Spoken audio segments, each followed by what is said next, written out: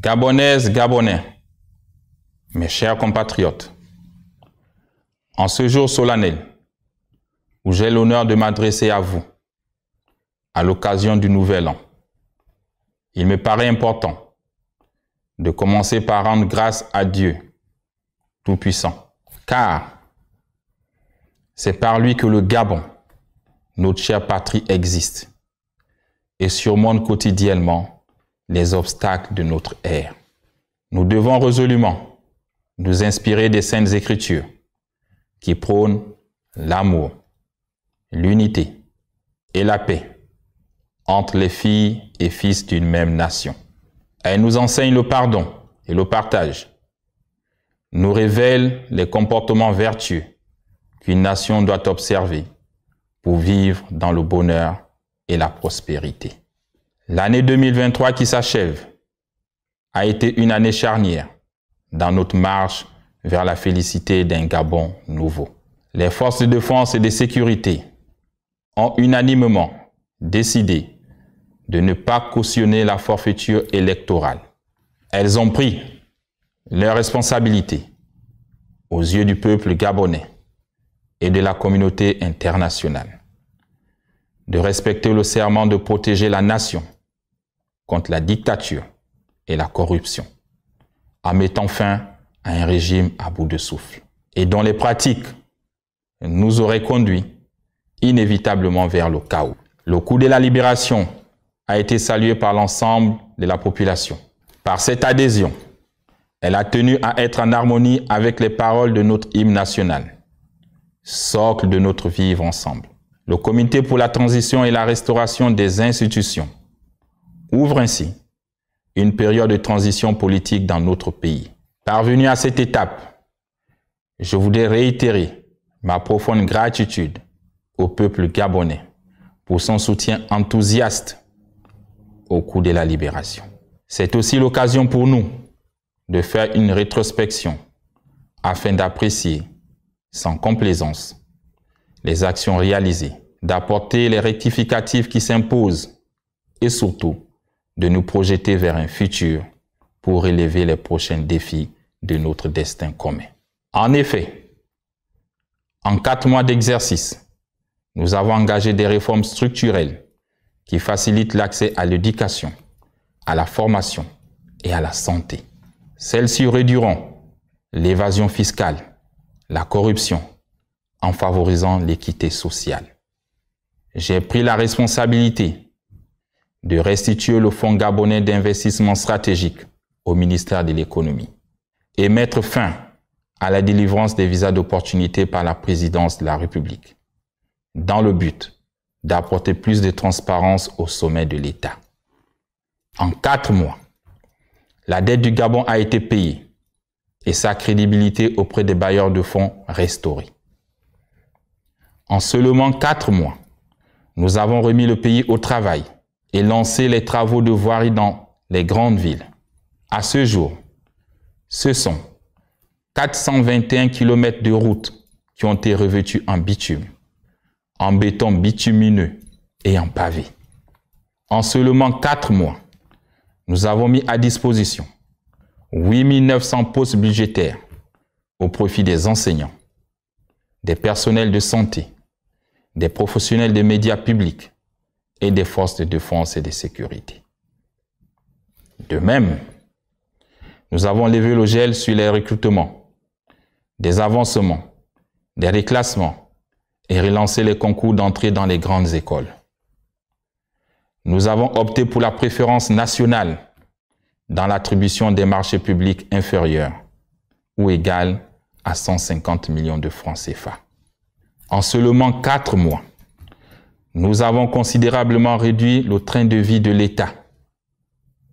Ces efforts se sont matérialisés par le renoncement de mon salaire de président de la République, la réduction de l'effectif des membres du gouvernement, la réduction des salaires des parlementaires et de leur nombre, et par une meilleure maîtrise de la dépense publique.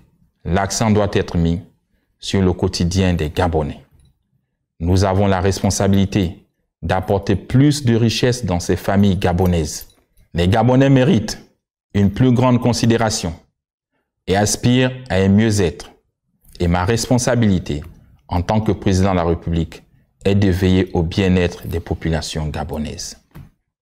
C'est pourquoi j'instruis le ministre du Pétrole et du Gaz de prendre toutes les dispositions administratives et techniques nécessaires afin qu'à compter du 1er janvier 2024, le prix du gaz en République gabonaise soit revu à la baisse.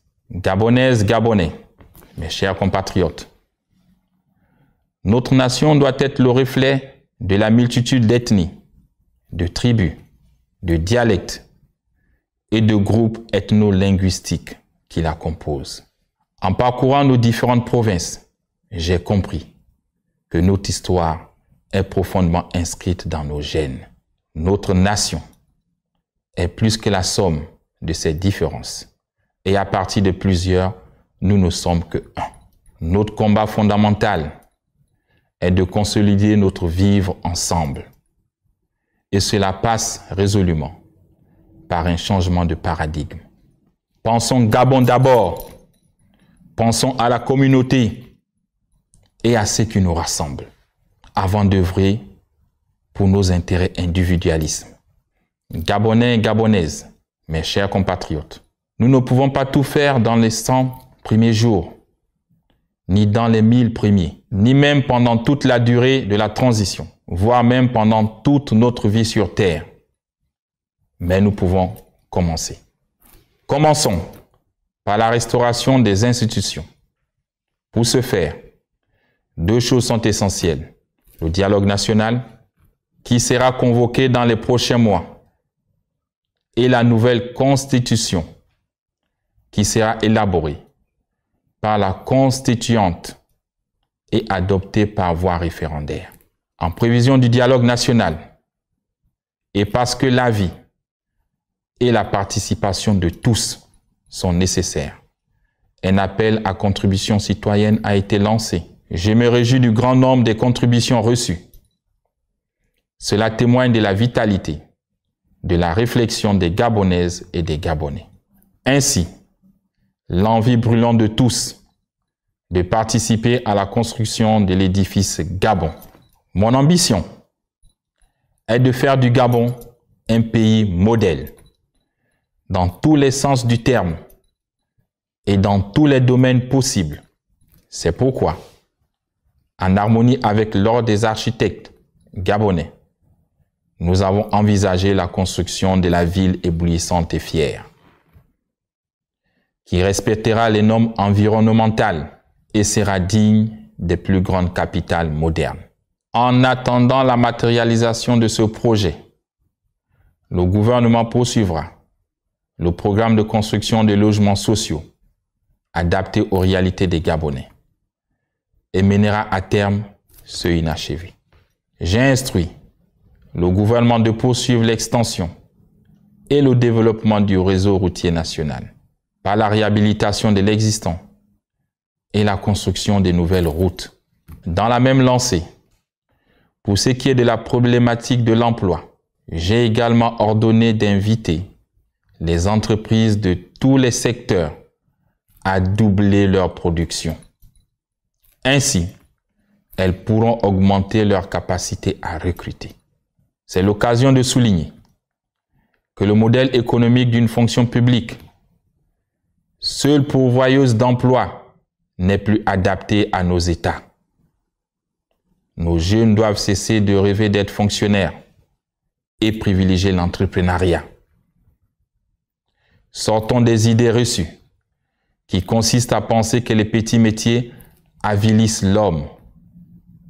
Au contraire, ce sont eux qui portent la société vers la croissance et le développement.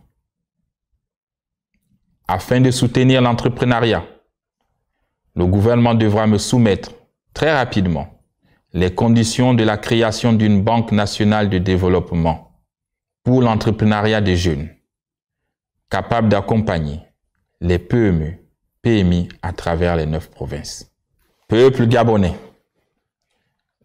dans l'optique d'augmenter nos recettes, nous avons décidé de faire valoir les droits de préemption de l'État pour le rachat de la société pétrolière Assala.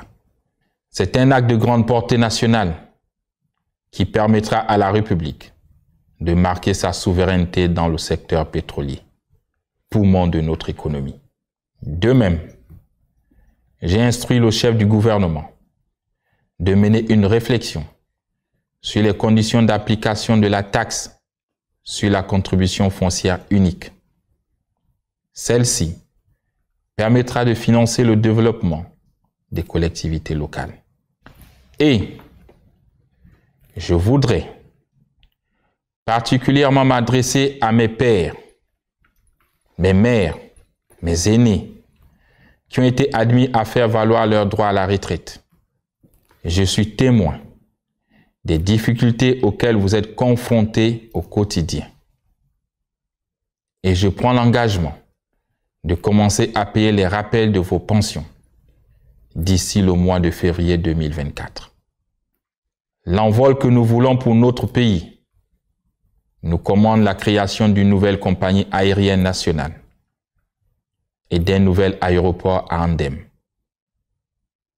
Pour ce faire, les études techniques de ces projets sont en cours.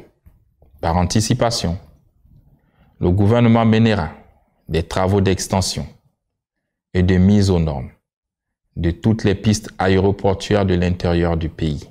À ce titre, j'annonce que les aéroports de Makoko et d'Oyem seront les étapes de départ de ce projet de restauration. Mes chers compatriotes, j'entends faire de la promotion des droits de l'homme un axe majeur de cette transition.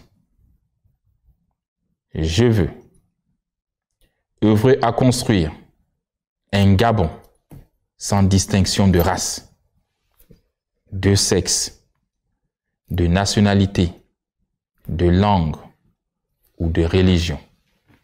C'est pourquoi l'année 2024 qui commence sera placée sous le sceau d'une prospérité partagée et d'une plus grande humanité.